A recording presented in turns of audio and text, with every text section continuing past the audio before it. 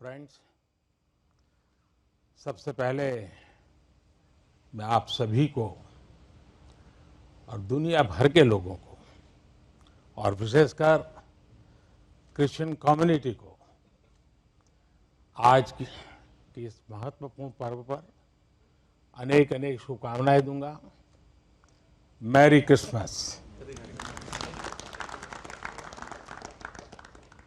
ये मेरे लिए बहुत सुखद है कि स्पेशल और सेक्रेड अवसर पर आप सब मेरे निवास स्थान पर आए हैं।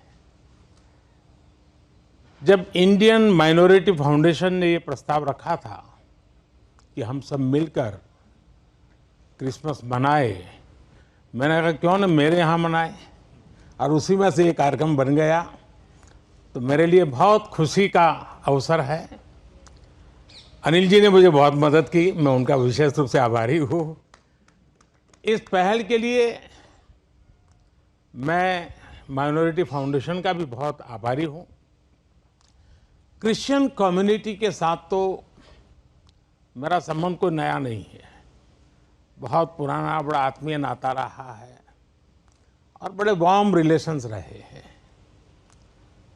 गुजरात का सीएम रहने के दौरान मैं ईसाई समुदाय और उनके लीडर्स के साथ अक्सर मेरा मिलना जुलना रहता था, और मैं मणिनगर जहाँ से चुनाव लड़ता था वहाँ बहुत बड़ी मात्रा में आबादी भी है और इसके कारण मेरा स्वाभाविक नाता रहता था।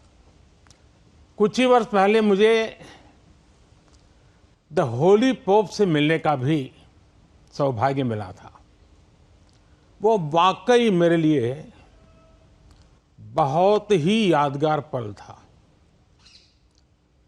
हमने इस धरती को बेहतर जगह बनाने के लिए social harmony, global brotherhood, climate change और इंक्लूसिव डेवलपमेंट ऐसे कई विषयों पर और लंबे समय तक बैठ करके बातें की थी। फ्रेंड्स, क्रिसमस वो दिन है जब हम जीसस क्राइस्ट के जन्म को सेलिब्रेट करते हैं। ये उनकी लाइफ मैसेज और वैल्यूज को भी याद करने का अवसर है। जीसस ने करुणा और सेवा के मूल्यों को जिया है। उन्होंने एक ऐसा समाज बनाने के लिए काम किया जिसमें सबके लिए न्याय हो और जो समाज समावेशी हो, इंक्लूसिव हो। हमारे देश की विकास यात्रा में यही मूल्य एक गाइडिंग लाइट की तरह हमें रास्ता दिखा रहे हैं। साथियों, समाज जीवन की अलग अलग धाराओं में हम ऐसे कई समान मूल्य दिखते हैं जो हम सबको एकजुट करते हैं। उदाहरण के लिए, पवित्र बाइबल में कहा गया है कि ईश्वर ने हमें जो भी उपहार दिया है, जो भी सामर्थ्य दिया है, उसका उपयोग हम दूसरों की सेवा के लिए करें। और यही तो सेवा परमो धर्म है। द होली बाइबल में सत्य को बहुत महत्व दिया गया है और कहा गया है कि सत्य ही हमें मुक्ति का मार्ग दिखाएगा। और संयोग देखिए, सभी पवित्र उपनिषदों ने भी अल्टीमेट ट्रूथ को जानने पर फोकस किया है ताकि हम स्वयं को मुक्त कर सकें। हम अपने साझा मूल्यों और हमारी साझी विरासत पर फोकस करके एक साथ आगे बढ़ सकते हैं। 21वीं सदी के आधुनिक भारत के लिए ये सहयोग, ये सामंजस्य, सबका प्रयास की ये भावना भारत को नई ऊंचाई पर ले जाएगी। साथियों, द होली पोप ने अपने एक क्रिसमस एड्रेस में ईसा मसीह से प्रार्थना की थी कि जो लोग गरीबी खत्म करने में जुटे हैं उन्हें उनका आशीर्वाद मिले। वो मानते हैं कि गरीबी व्यक्ति की गरिमा को चोट पहुंचाती है।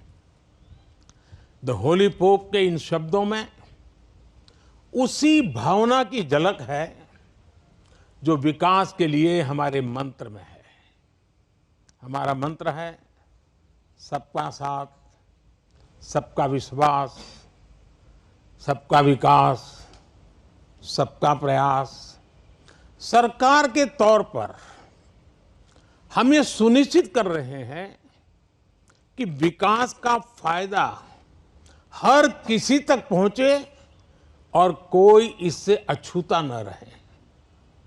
ईसाई समुदाय के कई लोगों तक, विशेषकर गरीबों और वंचितों तक भी आज देश में हो रहे विकास का लाभ पहुंच रहा है।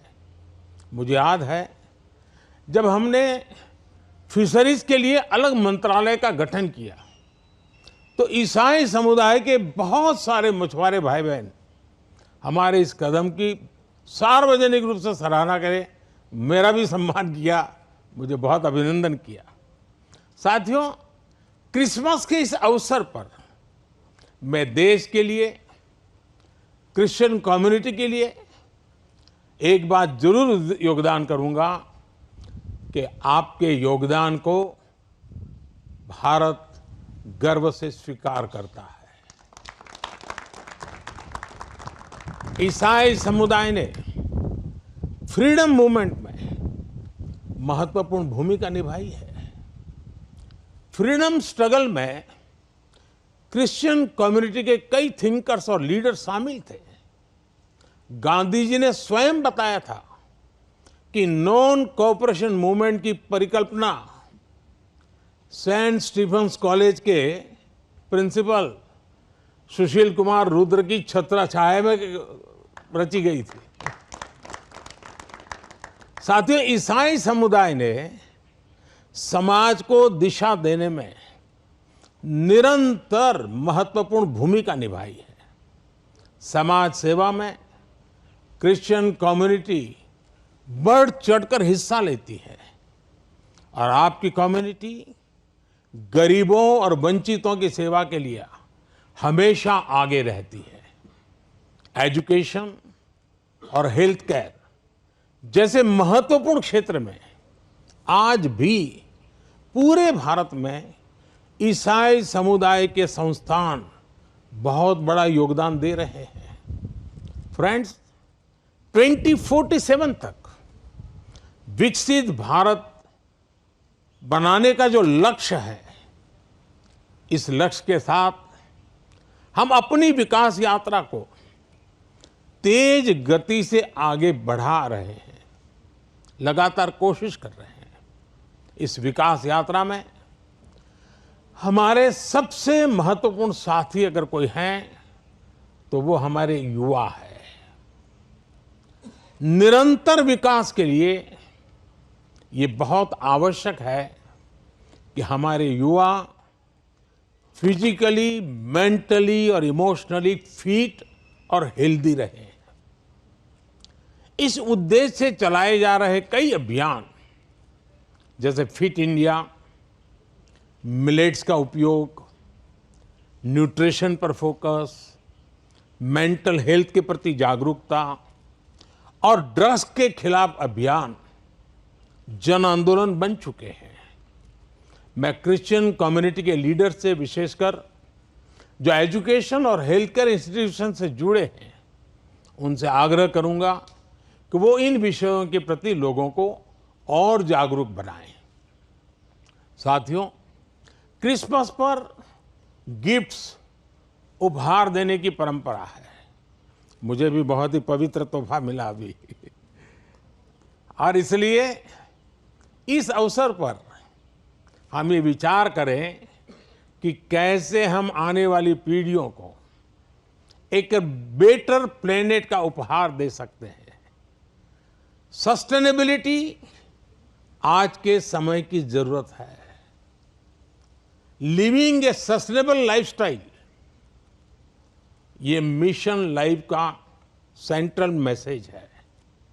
एक ऐसा इंटरनेशनल मूवमेंट है जिसका नेतृत्व भारत कर रहा है। ये अभियान प्रो प्लैनेट पीपल को प्रो प्लैनेट लाइफस्टाइल अपनाने के लिए प्रेरित करता है। और भी संपत जी ने जो छोटी किताब में ग्रीन कलर लाने के लिए कहा है ना, उसका यही भी एक रास्ता है।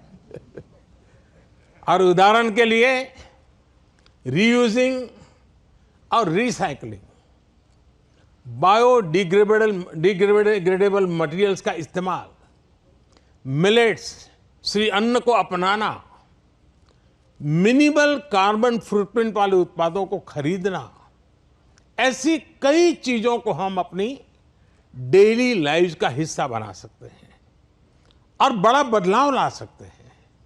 और मैं मानता हूं क्रिश्चियन कम्युनिटी जो इतनी सोशली कॉन्शियस होती है, वो इस मिशन में प्रमुख भूमिका निभा सकती है, नेतृत्व कर सकती है। साथियों, एक विषय वोकल फॉर लोकल का भी है। जब हम स्थानीय उत्पादों को बढ़ावा देते हैं, जो हम भारत में बनी वस्तुओं के एम्बेसडर बनते हैं, तो ये भी तरह से देश सेवा ही है। वोकल फॉर लोकल के मंत्र की सफलता से देश के लाखों लाख छोटे उद्यमियों को उनका रोजगार जुड़ा है, स्वरोजगार जुड़ा है। और इसलिए मैं क्रिश्चियन कम्युनिटी के लोकल के लिए और वोकल बनने के लिए आप सबका मार्गदर्शन उनको मिलता रहे, ये मैं जरूर आग्रह करूंगा। साथियों, एक बार फिर हम कामना करते हैं कि फेस्टिव सीजन हम एक राष्ट्र के रूप में और मजबूत करें, सभी देशवासियों को और करीब लाएं। ये त्योहार हमारी डाइवर्सिटी में हमें एकजुट रखने वाली बॉन्डिंग को मजबूत करें। आप सबको मेरी तरफ से फिर से बहुत बहुत शुभकामनाएं हैं। और आप सब समय निकाल करके आए, और आप मुंबई से स्पेशली उस आयु में भी दौड़ करके आए। वैसे मुझे आप में से कईयों के निरंतर आशीर्वाद मिलते रहते हैं, मुलाकात, मार्गदर्शन मिलता रहता है, लेकिन आज सबको एक साथ मिलने का मौका मिला। मैं फिर एक बार आपका धन्यवाद करता हूं। मैं इन बच्चों का विशेष रूप से आभार व्यक्त करता हूं कि उन्होंने आज के हमारे इस पर्व को अपने स्वर से, अपनी भावनाओं से और मजबूत बनाया है। इन बच्चों को मेरा बहुत बहुत आशीर्वाद, धन्यवाद।